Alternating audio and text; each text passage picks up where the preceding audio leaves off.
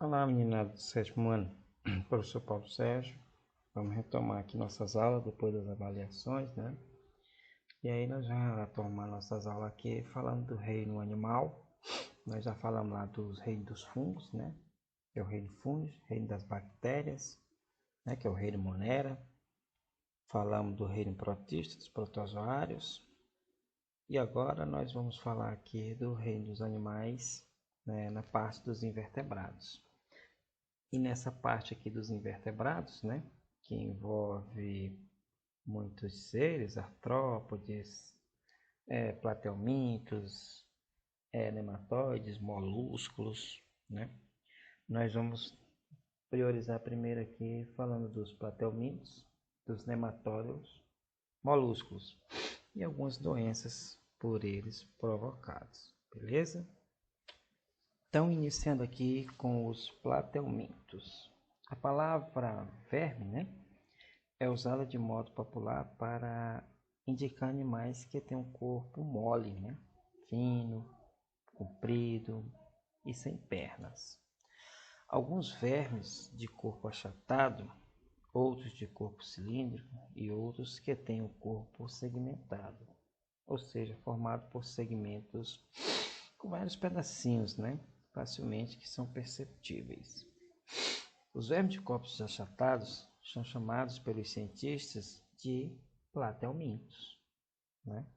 Nesse grupo estão a tênia, que é parasita no intestino humano e provoca teníase, e o esquitossomo, né? Que também é parasita humano e causa esquistossomose.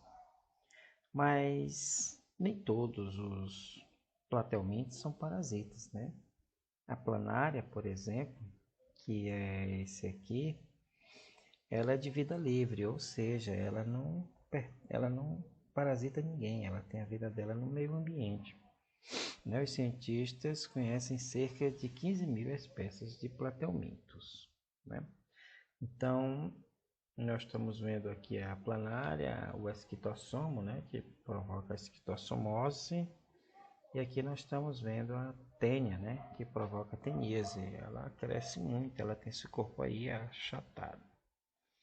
Então vamos falar de algumas doenças provocadas aí pelos platelmintos.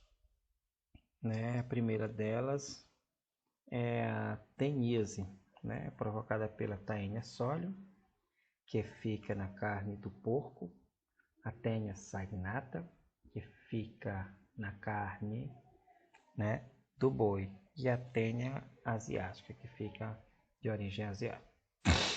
Então, olha só, como é que acontece?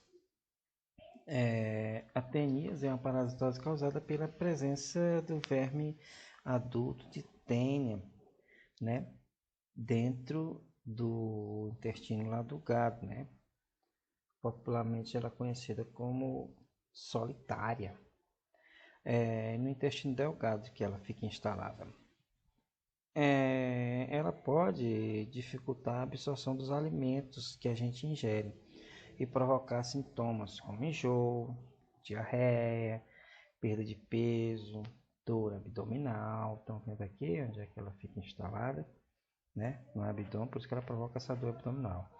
Por exemplo, ela é transmitida pela ingestão de carne de boi ou de porco crua ou mal cozida, que está contaminada com esse parasita. Então é aconselhável, quando se for comer uma carne, um bife, ter o cuidado ou dele ter sido inspecionado, né, da carne ter sido inspecionada, ou de você cozir bem ou assar bem essas carnes antes de ingerir, porque elas podem estar aí, como diz no músculo, né, sistemas musculares, e aí a carne é ingerida pelo ser humano e se torna um hospedeiro aí da Taenia saginata, no caso aqui.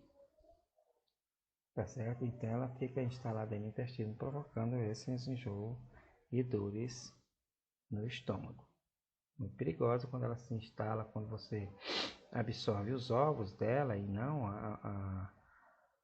o verme já desenvolvido. Ele tem uma capacidade de ficar na corrente sanguínea e entrar lá para o cérebro, se desenvolver no cérebro e não no intestino. Ainda é pior. Vamos falar agora aqui da esquistossomose, ou barriga d'água, né? A pessoa fica com uma barriga bem grandona, fica com um bucho grande porque ela desenvolve essa capacidade da pessoa ficar retendo água na barriga, no intestino. E aí ela é provocada pelo esse verme aqui, o esquistossoma, né? Então, como é que funciona, né? Os ovos eliminados pela urina, né? A pessoa está defecando bem aqui assim, pela urina ou pelas fezes da pessoa contaminada. A pessoa às vezes defeca perto da água, urina dentro da água, e a água sobe aqui e capta essas fezes, e aí com as larvas, né? E aí ela vai para a água onde ela vai completar o seu ciclo. Então, quando essas fezes homens contaminados evoluem para as larvas na água, essas se alojam e desenvolvem caramujos. Então, ela sai daqui, ó, vai para a água, se desenvolve, né, o ovo, com, como mostra aqui, ele vai se desenvolver e vai, né, terminar de se desenvolver dentro do caramujo. Estes últimos, né, esses caramujos aí liberam a larva adulta, que ao permanecer na água contamina o homem. Então esse caramujo aqui, que ajudou a desenvolver, ele é um hospedeiro intermediário, ele não é um hospedeiro final, libera essa larva para a água e ela vai entrar aqui no pé, pelo pé aí do homem, né? Esse parasita se desenvolve até atingir de 1 a 2 centímetros de comprimento e se reproduz e elimina os ovos. O desenvolvimento do parasita no homem leva aproximadamente 6 semanas, período que é a incubação dele.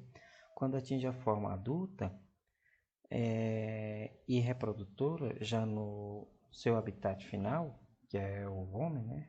O sistema nervoso, venoso, a liberação de ovos pelo homem e pode permanecer por muitos anos dentro do homem, né? Então, aqui ele vai provocar a característica da pessoa ficar com a barriga, né, volumosa, e aí vai de novo através do homem, né, através do homem vai defecar de novo, urinar aqui na água e vai completar o ciclo, produzindo todo o ciclo de novo aqui na esquistossomose. Agora nós vamos falar aqui dos nematódeos, tá certo, pessoal? Os nematódeos são vermes de corpo cilíndrico, né? Como a gente pode ver aqui, o corpo dele parece um canudo, né? Diferente lá dos outros que são achatados, dos platelminhos, são vermes achatados. Eles podem ser de vida livre, né? Ou seja, eles podem viver na natureza sem prejudicar ninguém, ou podem ser parasitas e viver na terra ou na água, né? Numa única colher, gente, de terra, de jardim, como eles são tão pequenos, pode ser encontrado mais de 10.000 desses organismos aí. São bem pequenininhos, que se alimentam de matéria orgânica presente no solo, né? A maioria deles, de vida livre. Como exemplo de parasitas desse tipo aí, temos o bicho geográfico, né? Que é um tipo de bicho que ele entra na pele, né? Geralmente vem pelas fezes dos cães. E aí ele entra na pele e começa a fazer uns caminhozinhos, né? Por isso que ela é chamada de bicho geográfico, começa a fazer um mapazinho na mão da gente.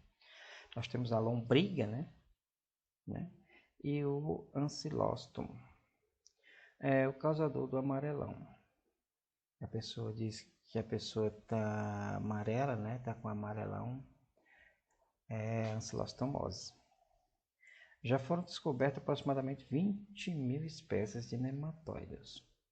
Boa parte deles gostam de viver livremente sem sequer ser percebido pelo homem. Então, a grande parte deles não tem envolvimento nenhum com o homem, não provoca mal nenhum ao homem. Mas, né, sempre existe aqueles, né, os nematóides que gostam de ser parasitas, até de plantas ou mesmo de outros animais. É o caso das cáries lombricoides, né, que é popularmente conhecido como a lombriga. E é a própria lombriga que causa doenças chamadas caridias, né? A pessoa, né, às vezes fica com muita dor de barriga, às vezes tem diarreia. Também são os nematóides que causam ancilostomose, o bicho geográfico, né? E que é o amarelão, a ancilostomose, o bicho geográfico e o amarelão. Então vamos ver aí as características das caridíases, né? Tá aí o ciclo dela, como é que a pessoa faz, defeca lá e essas fezes, né, da pessoa contaminada tem ovos de lombriga. E os vermes adultos vivem no intestino da pessoa contaminada, né? Aí, ó, ele vem para cá, né? Os ovos ficam no solo ou na água contaminada. A pessoa pode beber ou usar essa água para aguar as plantas, né? Alguns legumes, né? De hortaliças, aí eles ficam sendo contaminados. Quando a pessoa vai comer essas hortaliças aqui, fica contaminado com essas vermes. Né? Às vezes a água não é bem tratada, quando a pessoa defeca aí, essas fezes vão descendo aí, às vezes tem um poço, e elas vão parar no poço, tão pequenininha que elas são, né? Então a contaminação por isso se dá pela ingestão de seus ovos, né? Pela alimentação contaminada, ou as pessoas brincou lá na terra, não lavou as mãos direito. A água, alimento e as mãos que tiveram, né, contato com alguma parte da terra contaminada. Aí ela vai lá para o intestino delgado e libera as larvas. Né? O intestino delgado é a parte do intestino que é fina, atravessam as paredes desses órgãos, né, do intestino. Aí elas vão, né, se direcionam aos vasos sanguíneos e os vasos linfáticos. Né? Aí vão se espalhando pelo organismo, né, através da corrente sanguínea, atingindo a faringe, por exemplo. Estas podem ser liberadas juntamente com a tosse, o muco que você produza, ou ainda serem deglutidas, alcançando novamente o intestino. Ou seja, a pessoa passa para o intestino de novo da pessoa através da corrente sanguínea, a pessoa deglute ela através das secreções e volta de novo para o intestino. Né? Saiu do sangue, provocou alguma secreção, ela voltou por essa secreção até chegar no intestino de novo. Ela é uma doença muito comum, né? Aproximadamente 20 mil ovos diários, né? Pelas fezes delas são liberadas aproximadamente, né? E a contaminação dela em regiões de pouca de poucas condições de higiene, né, onde tem pouco saneamento básico, é onde essas doenças aí se desenvolvem mais. São as doenças mais relacionadas à higiene, né? Aqui nós temos a ancilostomose provocada pelo ancilostoma do Adenale. Veja aí como é que ele faz, ó, ele entra pelo pé, né? Então, a ancilostomose, também conhecida como amarelão, ela é uma doença que pode ser causada por dois vermes, né? Que é o ancilostoma do Adenale e o outro que é conhecido como Necator americanus, né? Ele que fica hospedado. Esse verme aí, quando ele chega no intestino delgado, né? Que ele vai lá para o intestino delgado. Então aí ele vai se desenvolver e vai começar a consumir tudo que também que a pessoa se alimenta. Por esse motivo, a pessoa que possui essa doença fica com a pele amarelada, né? Fica debilitada, pois esses vermes aí possuem dentes, né? Que atinge as paredes intestinais, sugando o sangue, provocando uma anemia também, né? Ele suga o sangue da pessoa, as hemácias, deixando a pessoa carente de hemácias, deixando a pessoa meio amarelada. E aí o doente é contaminado através do solo, né? Como nós estamos vendo aqui na imagem, né? Quando ele pisa no solo contaminado, ele entra através do pé. E aí ele vai entrar na corrente sanguínea até chegar lá no seu objetivo final, que é no intestino delgado.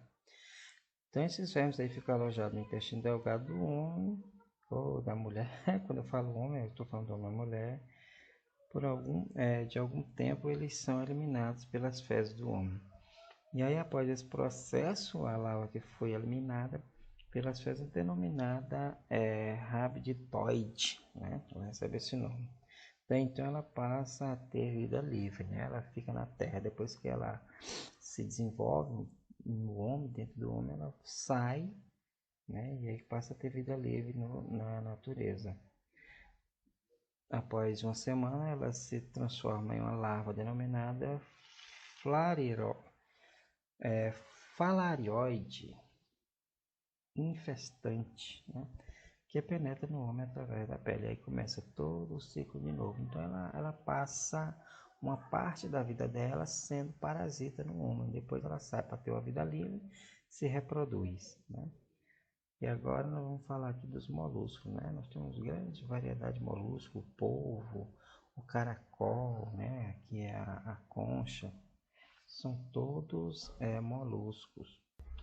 Tem o polvo, né? Que é esse aqui tem a cabeça arredondada, e tem a lula que tem essa cabeça aqui meio cônica, né? Aqui é um polvo e aqui é a lula, ó, um pouquinho diferente. Então, o que são esses moluscos? Os polvos, os lulas, as lesmas, os caramujos, as ostras, os mariscos em geral, né? São os animais que têm um corpo mole, e por isso são conhecidos como esse nome aí de molusco.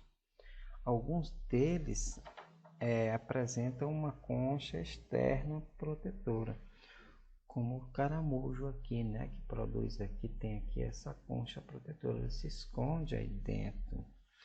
Ostras e mariscos também tem aqui as ostras, né, também tem essa carapaça aí protetora. Outros, como as lesmas e alguns polvos, não apresentam tal proteção, né?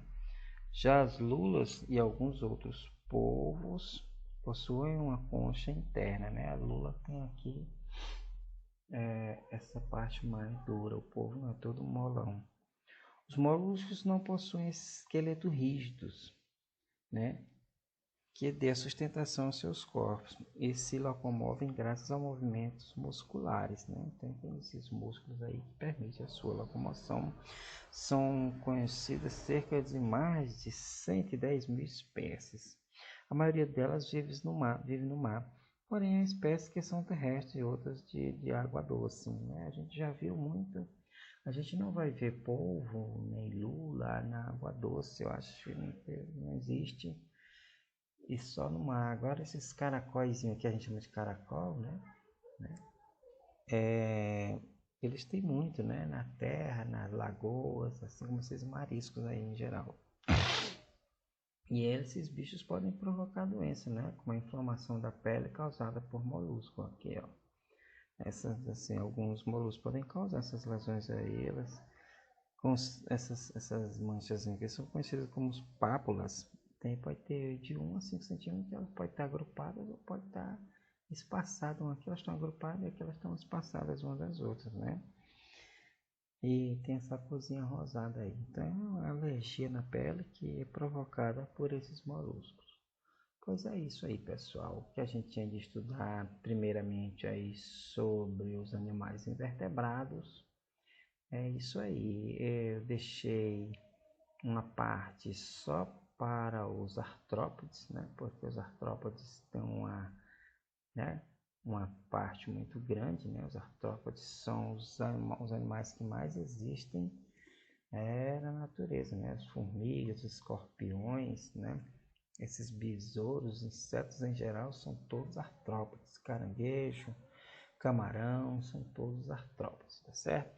Então, nós vamos ficar por aqui e até a próxima aula. Eu vou passar a atividade que vai estar referente lá as páginas do livro, e aí vocês podem olhar lá no livro e responder tranquilamente a atividade. Aquela questão que não tiver bem clara no livro, dá uma olhada aqui de novo na videoaula que você vai conseguir responder, tá bom? Até a próxima aula. Tchau, tchau.